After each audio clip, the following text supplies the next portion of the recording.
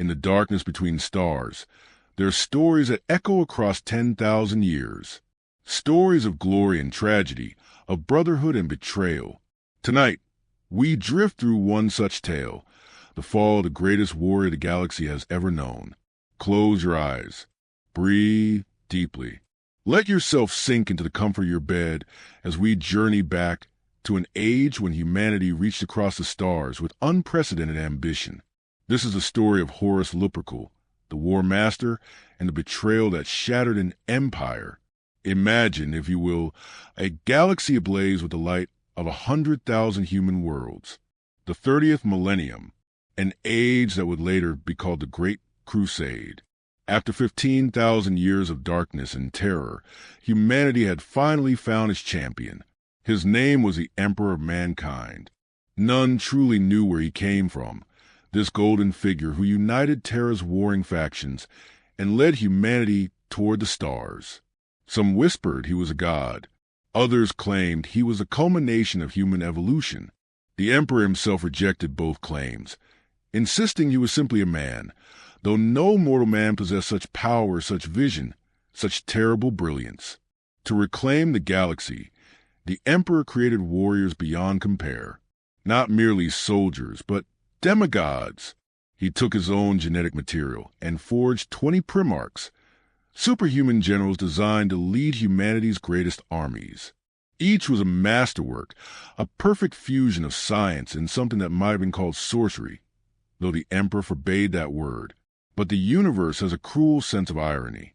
Just as these 20 sons were nearing completion in their gestation pods beneath the Himalayan peaks, something went wrong. The pods were scattered across the galaxy by forces that dwelled in a realm beyond reality, a dimension of raw emotion and nightmare known as the warp. The Emperor's sons were lost before he ever knew them. For decades he searched, and one by one he found them, these primarchs who had landed on distant worlds, raised by strangers, shaped by environments he never intended. Each world had molded them differently. Some became kings, others became warriors, a few became monsters, but one became everything the Emperor had hoped for. On a harsh world called Chthoniya, deep in the Segmentum Solar, a child was found among the mining clans. Even as an infant, he radiated charisma and strength. The gang lords who discovered him saw immediately that he was no ordinary child. They named him Horus. Chthoniya was a world where survival meant cunning, where loyalty was currency, and where the strong led gangs through endless tunnel wars beneath the planet's ravaged surface. Young Horus absorbed it all. He learned to lead, to inspire, to bind warriors to his cause with bonds stronger than steel. But Horus was more than a gang leader. Even in the darkness of Chthoniya's depths, he possessed an innate nobility. When he led his warriors into battle, it wasn't for glory or conquest. It was to protect those who couldn't protect themselves. He united the gangs not through fear, but through brotherhood. When the Emperor finally found him, Horus was already a king among his people. Their meeting changed everything. Imagine that moment. The golden Emperor descending from the stars, and before him, a young man who seemed to shine with reflected glory. Where other primarchs had to be convinced, where some even resisted their father's authority, Horus simply knelt. He had found his purpose. The Emperor saw in Horus everything he had hoped to create. Here was not just a warrior, but a statesman, not just a leader, but a diplomat who could win planets with words as easily as with blades. Where some primarchs were brilliant but flawed, Horus seemed complete. And so Horus became the first son reunited with the Emperor, the first to receive his legion, the Luna Wolves, who would fight in his name across countless stars, the first to truly understand the scope of his father's vision for humanity. For decades they fought side by side. While the Emperor searched for the other scattered primarchs, Horus waged his wars. Together, they brought world after world into compliance, spreading the light of the imperial truth across the darkness. The bond between father and son deepened with every victory. The Emperor trusted Horus in ways he trusted no other. Where he might doubt the methods of his other sons, he never questioned Horus's judgment. Where he might restrict the autonomy of his other generals, He gave Horus free reign. Horus was the golden son, the favorite, the one who could do no wrong. And for a time, that trust seemed perfectly placed. One by one, the other Primarchs were found and reunited with their legions. Each brought their own culture, their own methods of war. And Horus welcomed them all. He became the bridge between brothers who might otherwise have clashed. Leman Russ, the feral wolf king of Fenris, found a friend in Horus where he might have found only rivals. Sanguinius, the angelic lord of Baal with his magnificent wings, became Horus's closest confidant. Even stern Rogel Dorn respected Horus's strategic brilliance. There were 18 Primarchs now. 2 of the original 20 had been erased from all records for reasons the Emperor refused to explain. 18 demigod generals, each commanding a legion of thousands of enhanced space marines. And Horus stood first among them. Not because he was the strongest, Vulcan might claim that title. Not because he was the most brilliant, Magnus' intellect perhaps exceeded his own, but because Horus understood people. He understood what motivated warriors, what inspired loyalty, what transformed armies into brotherhoods. The Lunar Wolves idolized him. They began to paint their armor in his colors, sea green marked with the Eye of Chthoniya. When Horus walked among them, they didn't see a distant general but a brother who had risen to glory. He knew their names. He remembered their deeds. He celebrated their victories and mourned their losses. This was Horus's true genius. He made everyone around him feel like they mattered. But as the Great Crusade pressed deeper into the galaxy, something began to change. Slowly, subtly, like the first crack in a perfect sculpture. The Emperor had always planned to return to Terra once the majority of his sons were found. The Great Crusade would continue, yes, but it would need a supreme commander, someone to coordinate the efforts of all the legions, to make the final strategic decisions, to speak with the Emperor's authority. There was only one possible choice. In a ceremony aboard his flagship, before all the Primarchs, the Emperor named Horus War Master, supreme commander of all Imperial forces, the first among brothers, officially and permanently.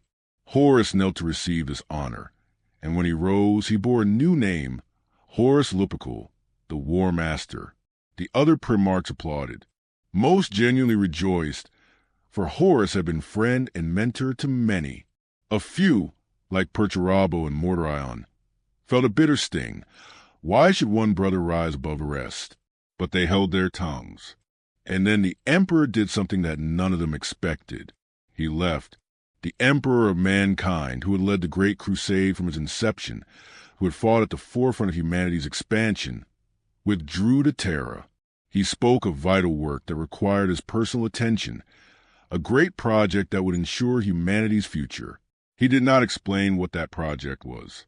He did not say when he might return. He simply departed, leaving his sons to continue the crusade without him.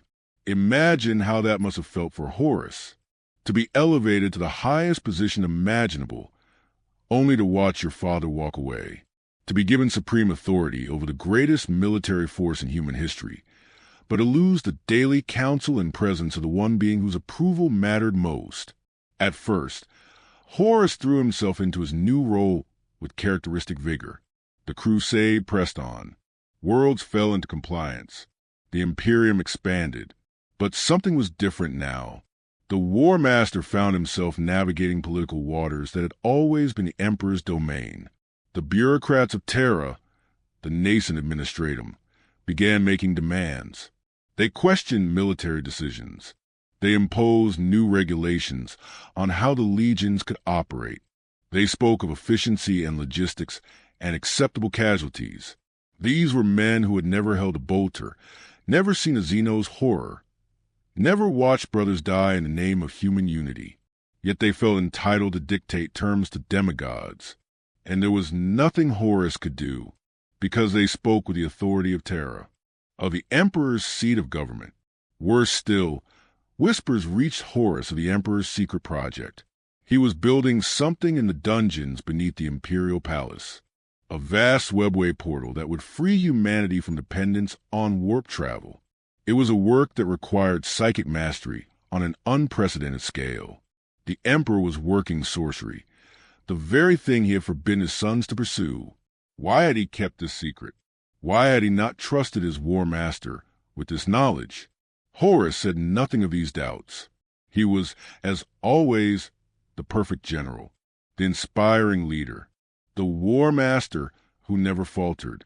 But late at night, alone in his chambers aboard the flagship Vengeful Spirit, Horus wondered, and in that wondering, something dark found purchase. The galaxy is not simply a material realm. Beneath reality lies the warp, that churning sea of raw emotion and psychic energy. Every feeling, every thought, every dream and nightmare of every sentient being feeds into it. And within that tempest dwell entities of unimaginable power. The Emperor knew of these beings. He had fought them for millennia. He knew that to give them attention was to give them power. So he forbade the study of chaos, as these entities were called. He banned religion and superstition, insisting that humanity embrace reason and science. But denial is not the same as protection. The dark gods of chaos, Khorne, Tsench, Nurgle, and Slaanesh, had watched the Great Crusade with growing concern. The Emperor was anathema to them, a being whose very existence threatened their dominion over the galaxy. If his grand vision succeeded, if humanity cast off superstition and unified under the imperial truth, the chaos gods would starve. They needed a champion, someone close to the Emperor, someone whose fall would shatter the Imperium from within. They chose Horus. The 63rd Expedition Fleet, under Horus's direct command, made contact with human civilization that had survived old night independently. They called themselves the Interrex, and they were unlike any imperial world. The Interrex had achieved something remarkable. They had built a society that acknowledged the existence of chaos and actively defended against it. They called the warp entities cows and taught their citizens about the dangers of these malevolent forces. Through knowledge and vigilance, they had kept their civilization free from corruption for thousands of years. When Horus's envoys met with the Interrex representatives, there should have been celebration. Here was proof that humans could thrive without the Emperor's direct guidance. Here was potential for peaceful unification rather than conquest. But the Interrex looked upon the Imperium with horror. They saw warriors who knew nothing of the entities they fought, legionaries who used psychic powers without understanding what fed them, an empire that suppressed knowledge of chaos while simultaneously being vulnerable to its whispers. "You are blind," the Interrex warned. "You fight in darkness against an enemy you refuse to acknowledge. Your Emperor has made you weapons without wisdom." Horus listened to these warnings with growing unease. Could they be right? Had the Emperor's policy of suppression left humanity vulnerable rather than protected? The negotiations might have succeeded. The Interrex, despite their concerns, saw the potential for alliance. But then weapons of chaos stored in an Interrex museum were stolen, weapons they had kept as warnings, never to be used. The theft sparked immediate suspicion and violence. The war that followed was brief and brutal. The Interrex, for all their sophistication, could not stand against the Luna Wolves' military might. Their civilization was destroyed, their warnings lost. Later, it would be discovered that Erebus, first chaplain of the Word-Bearers Legion, had orchestrated the theft. He had manipulated events to ensure war, to prevent Horus from learning truths about chaos that might have armored him against corruption. But in the moment, Horus only knew that another human civilization had fallen to his guns. Another potential ally reduced to ashes. Another failure added to the growing weight on his shoulders.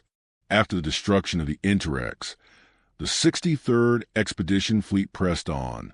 Horus was driven now, perhaps trying to outrun his doubts through constant action and victory. They came to a world called Davin, a moon Horus himself had brought into compliance decades earlier. It should have been a simple visit, a peaceful world welcoming the return of the War Master. Instead, they found betrayal. The governor of Davin, once loyal to the Imperium, had fallen under the influence of entities dwelling in Davin's marshes and jungles. These were not mere rebels or Xenos threats. They were pawns of Nurgle, the chaos god of decay and despair, twisted into monstrous forms by warp spawn plagues. The governor, Yugen Temba, had once been Horus's friend. Now he commanded legions of plague zombies and twisted abominations. He lured Horus into a trap within an ancient fortress temple corrupted by chaos. In the depths of that cursed place, Temba, now a bloated, diseased monstrosity, struck Horus with a weapon none of them understood. The blade, called an anatheme, had been stolen from the Interrex. It was a weapon specifically designed to kill what should not be killed, to wound even a Primarch's godlike flesh. The sore bit deep. Horus's gene-enhanced physiology should have healed the wound immediately, but the anatheme was more than physical. It carried a spiritual poison, a taint that refused to be purged. By the time Horus's sons carried him back to the vengeful spirit, the War Master was dying. Apothecaries fought desperately to save him. Every treatment failed. The wound festered, spreading darkness through his veins. Horus, who had conquered 1,000 worlds, was defeated by a single blade stroke. For days, he lingered between life and death. His legion watched in helpless terror as their father faded. And then Erebus made a suggestion. The first chaplain of the Word-Bearers had been present during the Davin campaign. Now he approached the desperate Luna Wolves with an offer. On Davin, there were temples where the natives practiced ancient healing rituals. Perhaps their shamanic traditions could do what imperial medicine could not. It was a desperate measure. But with Horus dying and no other options available, his closest advisors agreed. They carried the War Master to the temple of the Serpent Lodge, a place steeped in traditions that predated imperial compliance. The priests performed their ceremony, laying Horus in a circular chamber carved with symbols that seemed to writhe in the flickering torchlight. What the Luna Wolves didn't know, what they couldn't have known, ignorant as they were chaos, was that this was no healing ritual. It was a gateway. The temple served powers far darker than any primitive superstition. As Horus's body lay dying in the material world, his spirit was pulled into the warp itself. In the realm of nightmares and raw emotion, Horus's consciousness awakened. He found himself standing in a twisted reflection of reality, a place where thought became form and emotion manifested as physical law. He stood in a grand hall, and before him appeared his most trusted brother, Sanguinius, the angel, the pre-march of the blood angels. But something was wrong. Sanguinius spoke words of poison. He told Horus of a future he had foreseen, a future where the Emperor sat as an immortal god-king while his sons were forgotten, their deeds erased, their sacrifices meaningless. The Space Marine legions would be disbanded, their primarchs cast aside like broken tools once the Crusade ended. "Father never loved us," the false Sanguinius whispered. "We were always just weapons to him. And now that his conquest nears completion, what use does he have for weapons?" This apparition showed Horus visions, terrible, seductive visions. He saw the Emperor worshipped as a god across 1,000,000 worlds, despite his insistence that he was no deity. He saw vast cathedrals and priests preaching his divinity. He saw humanity prostrate before his throne. He saw his brother Guilliman attempting to rule the Imperium through bureaucracy, breaking up the legions into smaller chapters, limiting their power. He saw himself and his brothers reduced to footnotes in history, their names barely remembered. And then he saw an alternative. The vision showed him rising, leading, saving humanity from the Emperor's hypocrisy. He saw himself as a true savior of mankind, not through lies about gods and immortality, but through honest strength and brotherhood. "You are the War Master," voices whispered from the shadows of that throne room. "You command the legions. The Emperor has abandoned the Crusade, but you remain. You are the one they follow. You are the one they love. The Emperor kept secrets from you. He worked with warp powers while forbidding you to understand them. He used you while denying you knowledge. He treated you as a child, Horus, as a tool. But you are so much more. The whispers came from everywhere and nowhere. Later, Horus would claim they were visions granted by the ancient shamans of Davin. But the truth was darker. These were the voices of chaos itself, the dark gods working in unison for the first time in eons, united by their need to corrupt the Emperor's favorite son. They showed him power. They promised him truth. They offered him everything he had ever wanted. Not glory or conquest, which Horus already possessed, but something deeper. Something that resonated with the doubts that had been growing in his heart. They offered him justification. They told him that everything he had felt, the resentment at being managed by bureaucrats, the hurt at the Emperor's departure, the confusion at his father's secrecy, all of it was valid, that he wasn't wrong to feel these things, that his doubt was wisdom, not weakness. And most seductively, they told him that he could save his brothers, that the Emperor planned to discard them all, but Horus could prevent it. He could be the hero, the protector, the true father that the Emperor had never been. All he had to do was accept their help. All he had to do was open his heart to powers the Emperor had foolishly rejected. All he had to do was cast down the tyrant who sat upon the golden throne and remake the Imperium in a better image. In that moment of decision, as Horus's body lay dying in a cursed temple and his soul stood at a crossroads in the warp, a choice was made. Some say Horus was tricked, that the visions were lies, that he was manipulated beyond any possibility of resistance, that the wounds and the poison and the psychic assault left him no chance to think clearly.